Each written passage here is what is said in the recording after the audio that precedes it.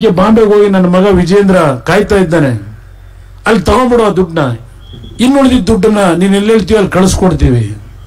ಯಾರ ಅಪ್ಪನ ಮನೆ ದುಡ್ಡಿದು? 10 ಕೋಟಿ 20 ಕೋಟಿ ಇಲ್ಲೇನು ಇವರು ಅದೆಂತದ್ದು ರೈಸ್ ಮಿಲ್ ದುಡ್ಡು ಮಾಡಿದ್ರು, ಇಲ್ಲ ಇವರು ಎಜುಕೇಶನ್ ಇನ್ಸ್ಟಿಟ್ಯೂಟ್ ದುಡ್ಡು ಮಾಡ್ತಾವ್ರು, ಈಗೆಲ್ಲ ಕಟ್ಕೊಂಡವ್ರಲ್ಲ ಶಿವಮೊಗ್ಗದಲ್ಲಿ. ನಾವೇನ್ ಆತರ ಏನ್ ಮಾಡಿಲ್ಲ, ಅಧಿಕಾರ ದುರುಪಯೋಗ ಪಡಿಸ್ಕೊಂಡು.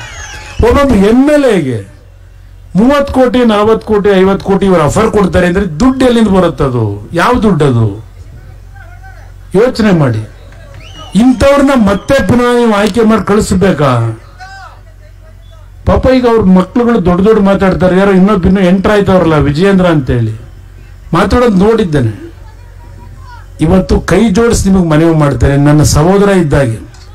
ಇವತ್ತು ಬಂಗಾರಪ್ಪನವರು ನಾವು ಅಷ್ಟು ಬೇಗ ಅವ್ರು ನಮಗೆ ದೂರ ಆಗ್ತಾರೆ ಅಂತಕ್ಕಂಥ ನಿರೀಕ್ಷೆ ನಾನು ಇಟ್ಟಿರಲಿಲ್ಲ. ನನಗೊಂದು ಮಾತು ಹೇಳಿದ್ರು ನನ್ನ ಕರೆಸಿ, ಇಲ್ಲ ಈ ರಾಜ್ಯದಲ್ಲಿ ಮುಖ್ಯಮಂತ್ರಿ ಆಗ್ತಕ್ಕಂಥ ಎಲ್ಲಾ ರೀತಿಯ ಅರ್ಹತೆ ನಿನಗಿದೆ, ನಾನಿವತ್ತು ತೀರ್ಮಾನ ಮಾಡಿದ್ದೇನೆ.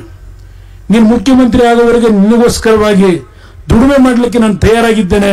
ನಾಳೆಯಿಂದ ನಿನ್ನ ಜೊತೆ ಕೈ ಜೋಡಿಸಿ ಇಡೀ ರಾಜ್ಯದಲ್ಲಿ ನಿಮ್ಮ ತಂದೆ ಸ್ಥಾನದಲ್ಲಿ ನಿಂತು ಕೆಲಸ ಮಾಡ್ತೀನಿ ಅಂತಕ್ಕಂಥ ಮಾತು ಹೇಳಿ ಇವತ್ತು ನನ್ನ ಪರವಾಗಿ ಧ್ವನಿ ಎತ್ತು ಹೋರಾಟ ಪ್ರಾರಂಭ ಮಾಡಿದ್ರು. ಇವತ್ತು ನನ್ನ ಮುಂದೆ ಇಲ್ಲ ಅವರು. ಇವತ್ತು ಮಧು ಬಂಗಾರಪ್ಪ ಅವ್ರನ್ನ ನನ್ನ ಕೈಯಲ್ಲಿ ಇಟ್ಟು ಹೋಗಿದ್ದಾರೆ. ನಿಮ್ಮಲ್ಲಿ ಕೈ ಜೋಡಿಸಿ ಮನವಿ ಮಾಡ್ತೇನೆ, ಮುಸಲ್ಮಾನ್ ಬಂಧುಗಳಿಗೆ, ಹಿಂದುಳಿದ ವರ್ಗಕ್ಕೆ, ದಲಿತರಿಗೆ ಹಲವಾರು ರೀತಿಯ ಯೋಜನೆಗಳನ್ನು ತರ್ತಾ ಇದ್ದೇನೆ ನಾನು. ಮುಸಲ್ಮಾನ್ ಬಂಧುಗಳಿಗೆ ಇವತ್ತು 2180 ಕೋಟಿ ಈ ವರ್ಷ ಹಣ ಕೊಡ್ತಾ ಇದ್ದೇನೆ. ಆರ್ಥಿಕವಾಗಿ ನಿಮ್ಮ ಒಂದು ಕುಟುಂಬಗಳ ಒಂದು ಶಕ್ತಿಯನ್ನ ಇವತ್ತು ವೃದ್ಧಿಪಡಿಸಲಿಕ್ಕೆ.